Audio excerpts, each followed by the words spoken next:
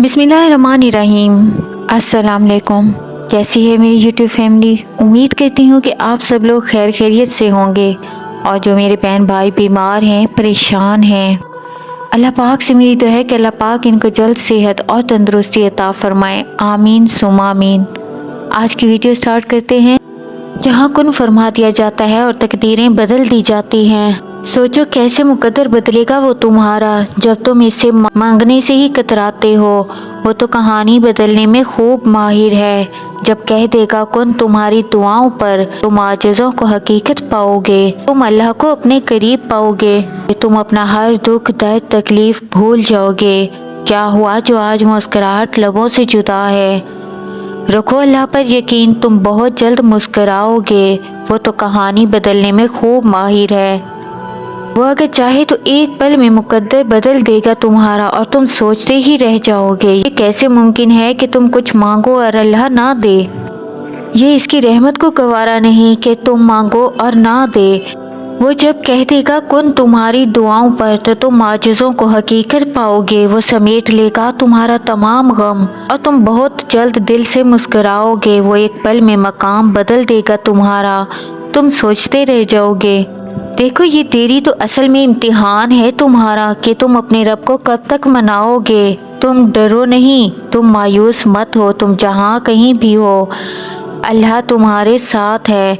तुम बस हालात से नाउमीद ना होना। माजिज़े यकीन वालों के लिए होते हैं और हाँ, हर रोज़ होते हैं अल्लाह की रज़ा के सामने, दुनिया की नहीं चलती। तुम ये सोच रहे हो ना कि मैं इतनी दुआएं कर रहा हूँ अल्लाह से, इतनी मांगता हूँ, मगर अब तक वहाँ से जवाब ना आ सका। मैं बिल्कुल जानती हूँ कि तुम ऐसे ही ख्यालात आ रहे होंगे। तो याद रखो, जिस तरह तुम अपनी ज़िंदगी के एक एक मामले का हिसाब रखते हो ना, अल्लाह ताला भी अपने बंदे की एक एक सजदे का, उसकी एक एक दुआ का हिसाब रखता है। अरे वो तो एक आंसू से मांगी दुआ नहीं भूलता, फिर वो तुम्हें कैसे भूल सकता है? क्या तुम जानते हो कि ये मुश्किलात और तकलीफ़ें ज़िंदगी में आखिर आती ही क्यों हैं? सुनो, ये जो दुख होता है ना, इसके पीछे बड़ी वजूहात होती हैं। हम मासूम इंसान कहाँ जान पाते हैं भला। याद रखो, इस दुनिया में कोई इंसान ऐसा नहीं गुजरा जिस पर मुश्किलात नहीं आती। असल में मुश्किलात और दुखों का आ जाना अल्लाह की तरफ से सिर्फ हमारा एक छोटा सा टेस्ट होता है। यहाँ कुछ भी अचानक नहीं हो रहा। इस कायनात का पत्ता तक इसकी मर्जी के बगैर नहीं हिलता। दर हकीकत जो भी होता है वो अल्लाह के इल्म में पहले से होता है। अल्लाह पाक कुरान में इन दुखी दिलों से कहता है कि तुम्हें जो मुश्किल तो नज़र आएगा, लेकिन ये आसानी से जोड़ा है ताकि तुम अफसोस ना करो इन चीज़ों का जो तुमसे छूट जाती है। कोई मौका था हाथ से निकल गया, कोई दौलत थी जो हाथ से निकल गई, कोई मनपसंद चीज़ जिसको तुम बहुत ज़रूरी समझते थे हाथ से निकल गई। सुनो, मेरा अल्लाह कुरान पाक में खुद तुमसे फरमा रहा है कि जो चीज़ तुम्हारे हाथ से निकल जाए, इस पर हरगिज़ गम ना करो। कोई गम मुसलसल नहीं रहता, इसका दौरानिया किसी के लिए कम, किसी के लिए थोड़ा सा ज़्यादा होता है। लेकिन जो जितनी बड़ी आजमाइश से गुजरता है ना, वो नवाजा भी उतना ही जाता है। हम इंसान इस देरी की मसलिहत को कहाँ समझ पाते हैं।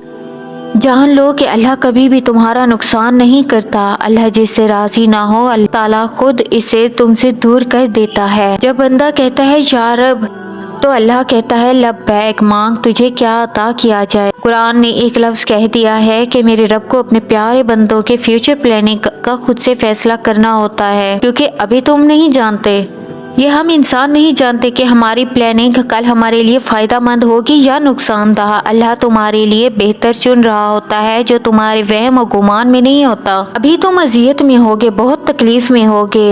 याद रखो, कोई भी दुआ अल्लाह तुम्हारी अधूरी नहीं छोड़ता, कोई आंसू बेकार नहीं जाता। इंशाल्लाह वो रब तुम्हारी जिंदगी की कहानी इतनी खूबसूरत कर देगा कि मेरी ये बात तुम खुद खुशी के आंसू के साथ याद करोगे।